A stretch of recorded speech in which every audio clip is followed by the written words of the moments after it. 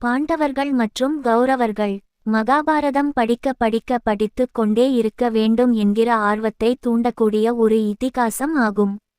மகாபாரதத்தில் பகவான் ஸ்ரீகிருஷ்ணர் பகவத்கீதையை போதித்து வாழ்க்கையின் யதார்த்த நிலையை சுட்டிக்காட்டுகிறார். மேலும் மகாபாரதத்தில் உள்ள கதாபாத்திரங்கள் ஒவ்வொருவருக்கும் உள்ள நல்ல குணங்கள் எது மற்றும் தீய குணங்கள் எது என்பதை கதாபாத்திரங்கள் மூலம் விளக்கப்பட்டு உள்ளது. தீயவர்களின் சூழ்ச்சியில் சிக்கி நாட்டை இழந்தாலும் பின் முயன்று நாட்டை மீட்டெடுப்பது பற்றியும் கூறப்பட்டுள்ளது. தனக்கு உண்டான உரிமையை பெற எவ்வாறெல்லாம் பாண்டவர்கள் போராடுகிறார்கள் என்பது பற்றியும் தெரிந்து கொள்ள முடியும். துன்பம் வரும் சமயங்களில் கிருஷ்ணா என்று அழைத்தால் நம் துன்பத்தை போக்க பகவான் கிருஷ்ணர் ஓடி வருவார் என்று பெரியவர்கள் சொல்லிக் கேட்டிருப்போம். அதற்கு உதாரணமாக மகாபாரதத்தில் திரௌபதி பகவான் கிருஷ்ணர் மேல் கொண்ட பக்தியினால் திரௌபதி கோவிந்தா என அழைத்தவுடன் கிருஷ்ணர் அவள் முன் தோன்றி அளித்த காட்சி மனதை நெகிழ வைக்கும். பிறந்த குழந்தைகள் முதல் பெரியோர் வரை அனைவரும் விரும்பி படிக்கும் இதிகாசம் என்றால் அது மகாபாரதம் தான் என்றால் மிகையாகாது. மகாபாரதத்தில் பாண்டவர்கள். தருமர் பாண்டுவிற்கும் குந்திக்கும் மகனாக பிறந்தவர். இவர் பஞ்ச பாண்டவர்களில் மூத்தவர் ஆவார். இவர் துர்வாச முனிவரின் வரத்தின் காரணமாக குந்திக்கு யமதர்மன் மூலமாக பிறந்தவர். தருமர் குருச்சேத்திர போரில் பாண்டவர்களின் தலைவராக இருந்தவர். இவர் அஸ்தினாபுரத்தின் அரசர். இவர் சிறந்த நிர்வாக திறமை கொண்டவர்.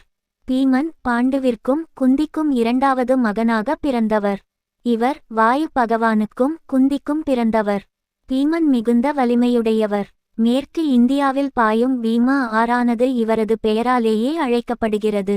அர்ஜுனன் பாண்டுவிற்கும் குந்திக்கும் மூன்றாவது மகனாக பிறந்தவர்.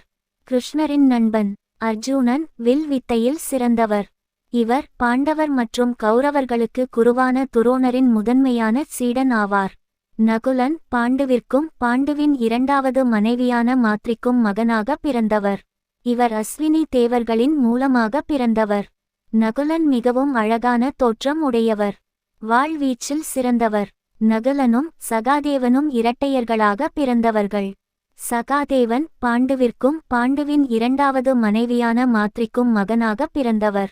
பாண்டவர் ஐவரில் சகாதேவனே இளையவர் ஆவார். இவர் மிகுந்த புத்திக்கூர்மை உடையவர். நடக்கவிருக்கும் செயல்களை முன்கூட்டியே அறியும் ஞானம் படைத்தவர். சகாதேவன் வாழ்வீச்சில் நகுலனைப் போலச் சிறந்தவர். இவர் அஸ்வினி தேவர்களின் மூலமாக பிறந்தவர்.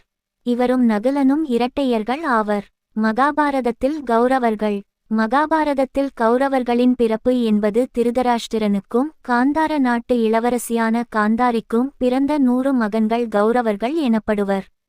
மகாபாரதத்தில் கௌரவர்களில் முதல் மகனான துரியோதனன் பேராசையும் பிடிவாதமும் உடையவனாக வளர்ந்தான். அவனை அடுத்து பிறந்த துச்சாதனன் தீமையில் துரியோதனனை விட கொடுமையானவன். கௌரவர்கள் அனைவரும் செல்வ செழிப்போடு பிடிவாத குணம் கொண்டவர்களாக வளர்ந்தனர்.